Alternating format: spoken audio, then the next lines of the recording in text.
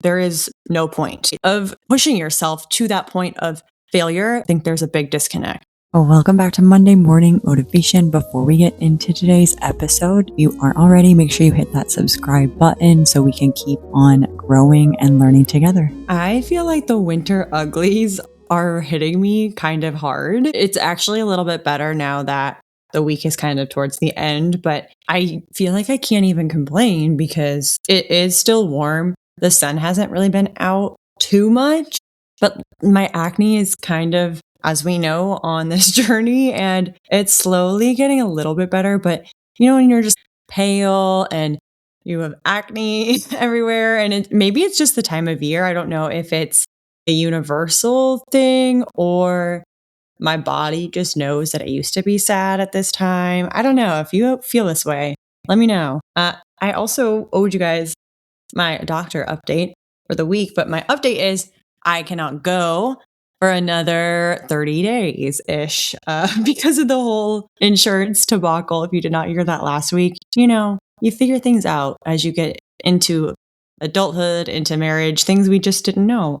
But I had gone to the doctor last week to start getting my checkups, my updates, hadn't been in a while, and Garrett didn't submit paperwork because I joined his insurance this year that maybe was made aware of. He says he wasn't. Maybe he had an email somewhere. Who really knows? But it didn't happen. So we're just chilling, which luckily it's anything super, super urgent or pressing, but just was trying to be responsible. It's what happens sometimes. So we live and we learn. And my last thing, I don't have a ton of updates for the week, but I have been seeing all of the year of the fire horse. It's the Chinese New Year, the Lunar New Year, and I am getting pretty hyped about it. And if you have not seen it, let me hype you up for it because it's a thing. Okay, I'm going to butcher it. Not an astrologist, but there's different animals. And then I want to say there's only the four. It's fire, earth, water. Is it wind?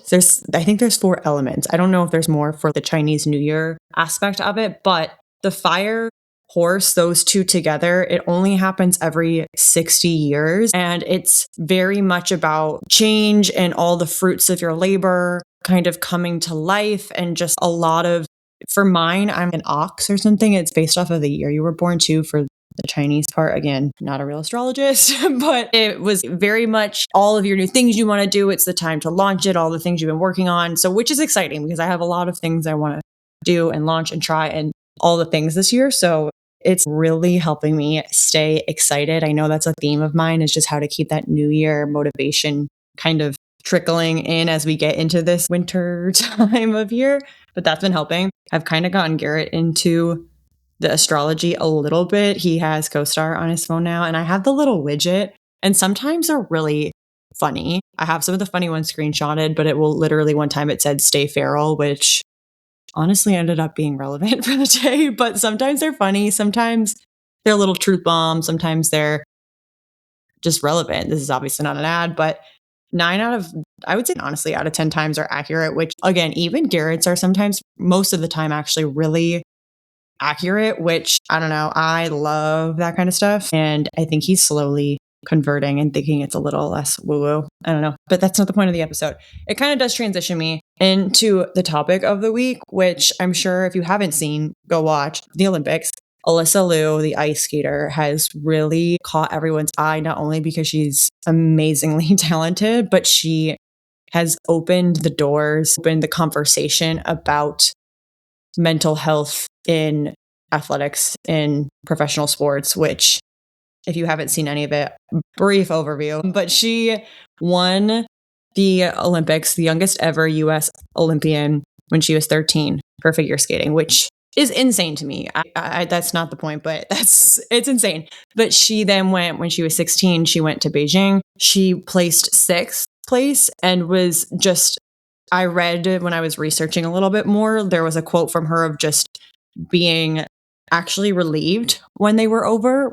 And she was so anxious and had so much pressure from quite literally the world, if not the world, her country at least, to do well. And that created a lot of anxiety and burnout, especially for a 16-year-old, which that could be for anyone, but being so young. And so she stepped away completely from ice skating for 2 years, did not ice skate. She tried to find herself outside of it. She went to college. She went on trips. She hung out with friends. She just, had to discover who she was outside of her sport, outside of ice skating. And then when she missed it so much, she came back, but wanted it to be completely on her own terms, her own training schedule, committing her own routines. And it was all on her own. And now she's winning. She's insanely talented and is thriving and is now speaking out on it. And I think it's so incredible. And it's starting a lot of conversations that I think maybe we're not all relating to ourselves. And maybe you are, but I just wanted to talk about that because I'm sure most of us listening to this podcast definitely cannot relate to that specific amount of pressure, right? From your whole country and the world watching you and you're solo competing by yourself. Like I cannot even begin to fathom what that feels like. However, I think that we all create or have created at some point in our lives that similar type of pressure on ourselves, whether it's an outside pressure or not. I know I've created that pressure just on my own, which one, we can all handle different amounts of things. And two, just because it's not the world doesn't mean it doesn't feel like that to you. And what I mean by that is just that pressure of, I have to book this job. I have to get this raise. I have to get whatever it is.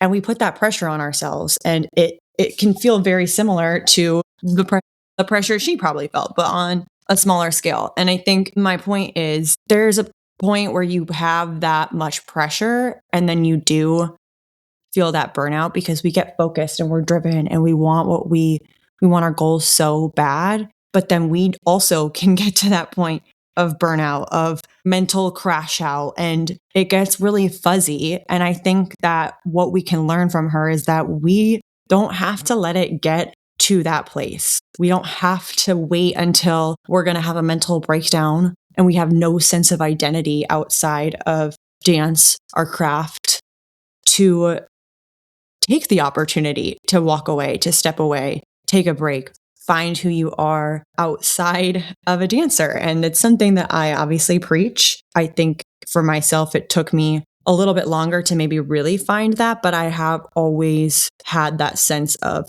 I want to be quote unquote normal and not just have this dancer identity because I love people and I love connecting with people that aren't just dancers. And I've always wanted that. And I'm not perfect in that at all, but just taking that time to find that outside of dance.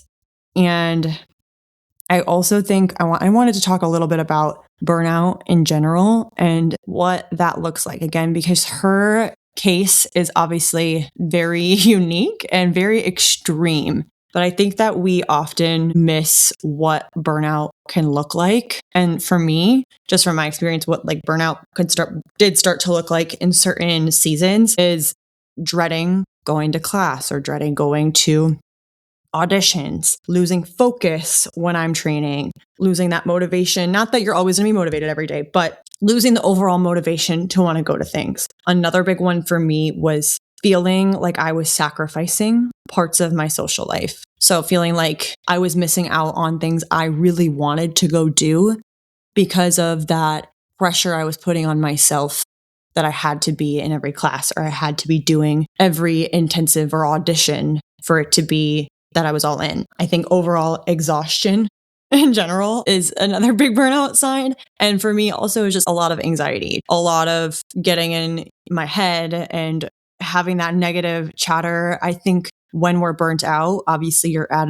a point probably of physical exhaustion. And then that becomes a lot harder to navigate the mental aspect of it, to stay on top of it. It's the same as anything where if you're not even mentally, if you're physically or mentally drained, those are the times that you're maybe snapping at your friend or you're making rash decisions that you wouldn't normally make, or you do things you regret doing because you don't have that proper mental facility to make those choices that you would because you're burnt out, you're exhausted. So just noticing those things as they're happening and realizing, one, it's okay to step back and take a break.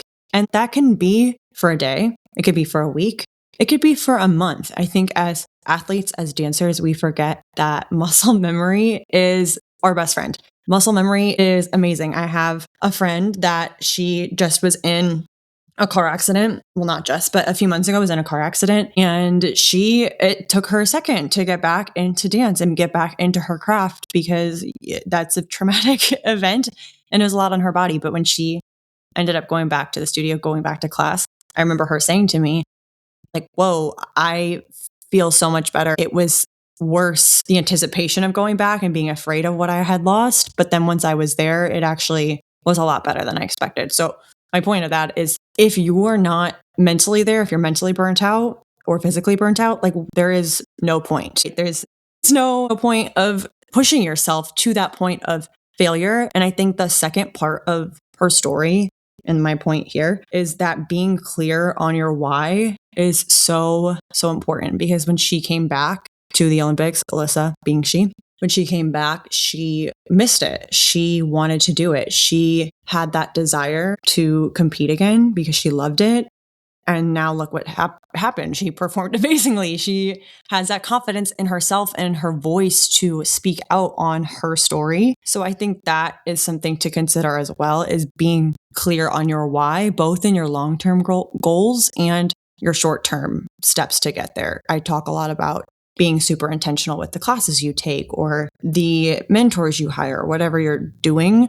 I think if you're going into a session just to do it because you feel like you have to versus you're excited about it because you know it's helping you get towards your goal, I think there's a big disconnect. And I do want to reiterate that I think discipline is important. And I think there are just certain days that you're tired. I think there's a difference between, having an off week and being burnt out. But I do think it's just something to be on the lookout for. So hopefully that helps a little bit in that way. And it encourages you to be okay to take time off. And if you're feeling like you're even reaching that burnout place, just take a step back. It's not going to completely derail you. And I really, truly believe in the long run, it's going to help you because when you step away and you take a moment for yourself, you can go back and be excited to go back. You're like, wait, I actually miss taking class. I miss going to the gym. Like you miss it. And then you get that new fire and that recharge. It's literally the same as charging your phone,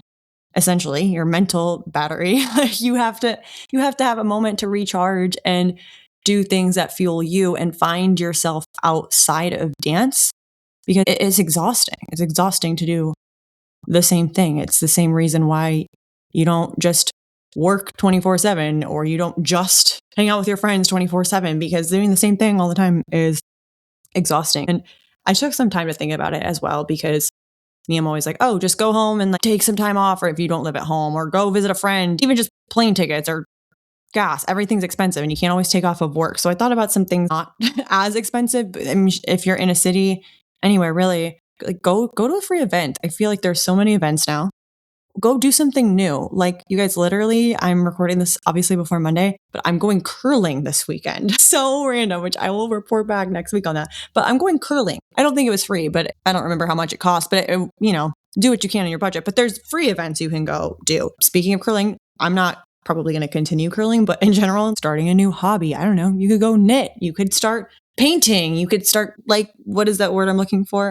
Color pencils. And there's adult coloring books. I don't know. There's just things, a hobby that maybe it's a book club and you can go meet people. There's just things you can do to step away. Cause I also don't mean step away and sit in your bed and doom scroll or binge a Netflix show. While you can do that, but we don't want to get in a cycle of that either, but just actually stepping away to learn about yourself, call a friend, FaceTime a friend. Like we live in this era that we have those tools. So just utilizing them, because even in the precision world where there's a little less artistic expression in the sense of improv, like there is artistic expression, but it's a little bit more precise for lack of a better word. But even in that, being a human is going to inform your dancing. If you're a little dancing robot that eats, breathes, dance only, it's boring. It's boring.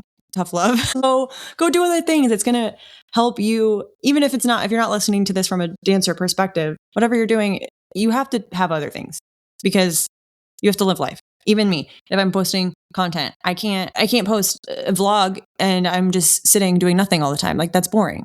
You have to, everything you do in life, things inform it. And I think confidence is built outside of the studio. Confidence is built outside of your craft. I'm going to let you sit on that because I can make a whole nother episode on that. And if you want it, let me know. Happy to do another Monday on that. But confidence is built outside of the studio. So I feel like I might have talked a little bit in circles. So hopefully this made sense and encouraged you to start to explore yourself outside of dance, to start to notice the burnout signs earlier and address them. You don't have to be the Alysa Liu, which she's incredible. I think the point of her sharing her story is that you don't have to reach that point. And it's probably a lot harder to reach that point of that exhaustion, that burnout, that mental fog. So with that, have the best week. Take that into your week. I'm going to leave you with a quote of the week that is: behind every performance you admire is a story you've never heard, unless you admire mine, because you probably heard a lot of my story. But, I'm sure there's probably pieces that we haven't talked about, but you know what I'm saying. There is always things that you have not heard. And people are multifaceted. So go out there, work hard, go after your dreams, do the thing, but you don't have to even look at a break as a reward. You don't have to wait until a small win to treat yourself. Just showing up every day in whatever capacity that is enough. So love you guys. Have the best week. Let me know if there's anything else you want to hear in the upcoming episodes that would be helpful. And I'll kick it with you next time. Thanks for being here.